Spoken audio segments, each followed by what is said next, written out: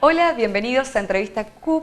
Estamos en esta nueva edición tratando sobre una temática que afecta a la sociedad cordobesa, que es el hacinamiento, para lo cual estamos con la arquitecta Carolina Peralta, que además de arquitecta es urbanista, demógrafa, trabaja como docente en la Facultad Nacional de Córdoba, en la Facultad de Arquitectura, y a su vez trabaja en la investigación de vivienda y hábitat. ¿Cómo estás, Carolina? Buenas tardes. Buenas tardes, ¿qué tal? Contanos un poco acerca de lo que es el hacinamiento. El hacinamiento es una forma de déficit habitacional. Dentro del déficit habitacional hablamos de la falta de vivienda de algunos sectores de la sociedad, y esta falta de vivienda puede ser considerada desde distintos puntos de vista debido a que el hacinamiento es una forma de déficit habitacional. El déficit habitacional se computa desde el punto de vista cuantitativo por la cantidad de viviendas que faltan en relación con las necesidades sociales. Y desde el punto de vista cualitativo puede ser considerada como la cantidad de gente que vive de más en una casa. Por ejemplo, que viven amontonados en una habitación, más cantidad de personas de las que ese espacio está habilitado a albergar. Ese sería un concepto cualitativo del déficit de vivienda en relación con el hacinamiento. ¿Y cómo repercute esta problemática social del hacinamiento en la sociedad cordobesa? Bueno, repercute por supuesto de manera directa. El hacinamiento se mide de una forma cuantitativa, digamos, por censos, en cuanto a cuando duermen más de 3 personas en una habitación que puede estar o no diseñada como habitación. Eso se considera hacinamiento. Y en Córdoba esa cifra es significativa, ya que constituye el 70% del total del déficit habitacional, se da en Córdoba por hacinamiento.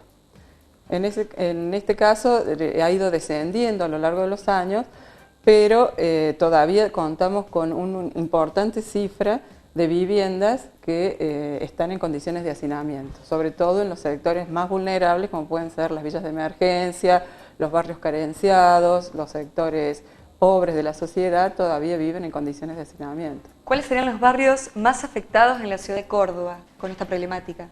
Los barrios más afectados son las villas de emergencia. Tenemos más de 71 villas de emergencia hoy en Córdoba, y ese número se ha ido incrementando en los últimos 10 años debido a las condiciones de pobreza y falta de desarrollo social en ese sentido.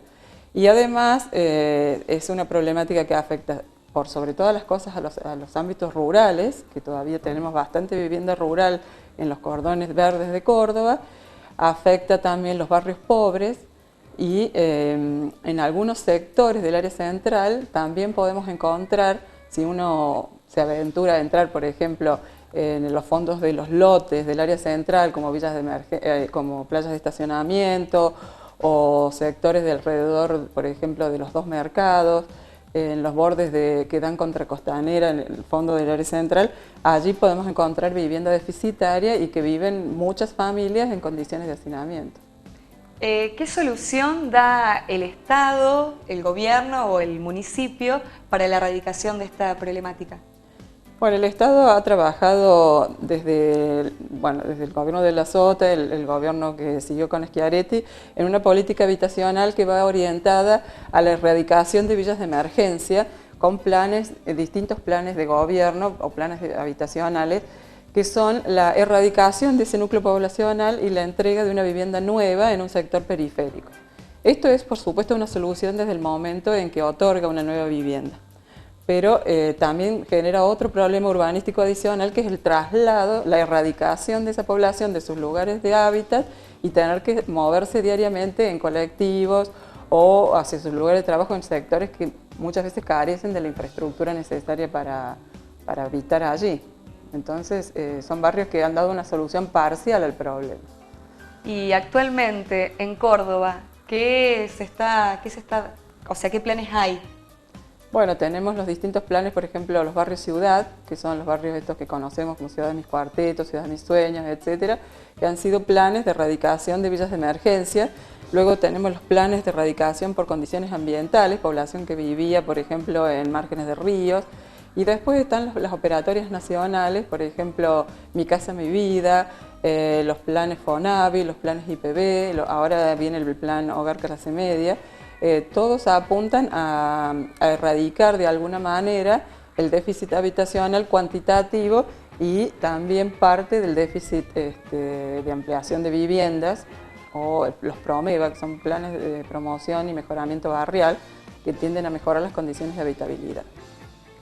Planes que, bueno, que contribuyen a que la problemática se achique cada día más. Bueno, esto es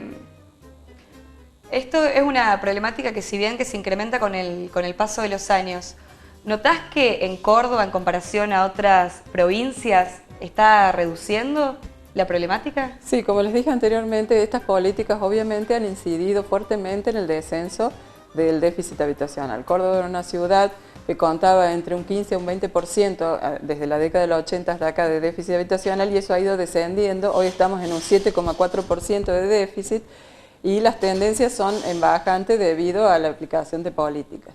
Si bien, como te digo, hay que ver el problema de manera integral, porque esas políticas son totalmente dirigidas al tema de la vivienda en sí y no del problema integral social, que es la falta de trabajo, la falta de acceso a una vivienda, a un equipamiento o la falta de acceso a la infraestructura. Y siguen otros problemas anexos en los sectores, por ejemplo, rurales o en los sectores de clase media, que aunque tienen acceso a una vivienda, no lo hacen en las condiciones de habitabilidad que sería justo que tuvieran, o por falta de infraestructura, o por falta de habitaciones, o por falta de oportunidades laborales. ¿Y qué diferencia a su vez hay entre una familia que vive en condición de hacinamiento y otra que no? Bueno, las diferencias son más que nada de convivencia.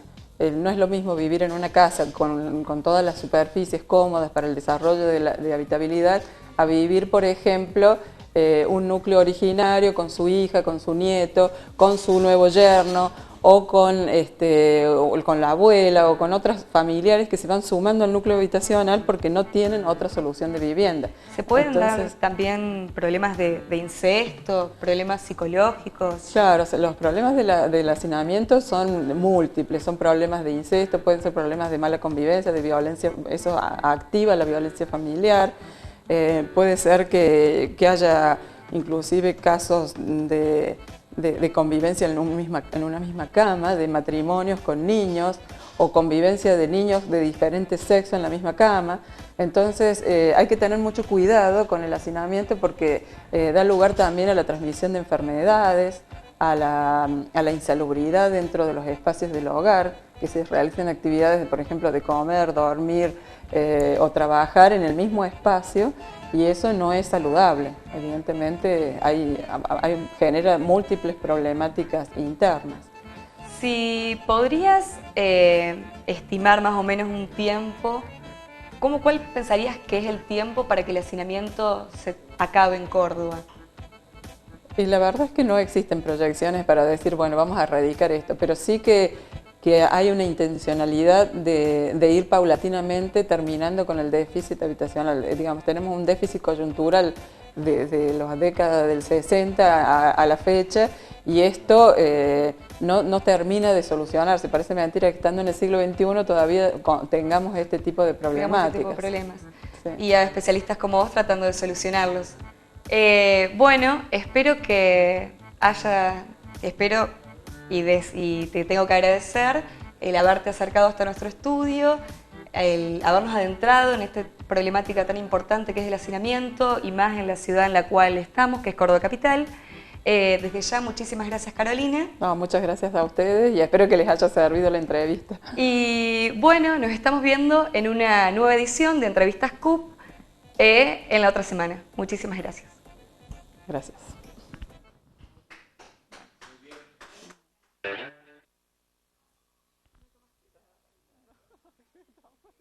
Yo estaba más nerviosa que vos, me parece.